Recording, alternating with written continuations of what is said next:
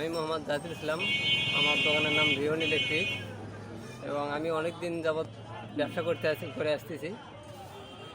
যাই হোক, ব্যবসার ক্ষেত্রে অনেক লেনদেন থাকে, যা রেকর্ড করতে আমার সমস্যা হচ্ছিল।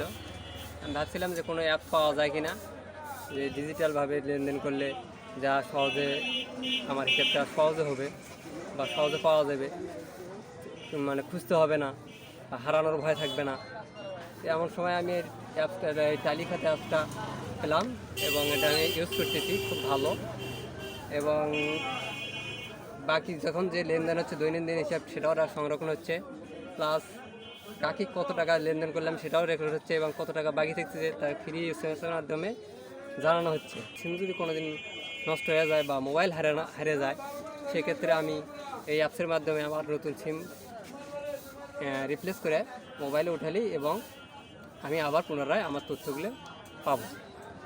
এবং এটা আরও একটা জিনিস, তালি খাতা মানে মেসেজের মাধ্যমে, মানে যে কে কত টাকা লেনদেন হলো, কোন দিন কবে নিল না নিল, তার সব মোবাইলে সহজেই মেসেজের মাধ্যমে সে জানতে পারে যে আমার আজকে এই বাজারটা, নিজে না আসলেও অন্য লোকের মাধ্যমেও সে বুঝতে পারে যে আমার লেনদেন হয়েছে আজকে।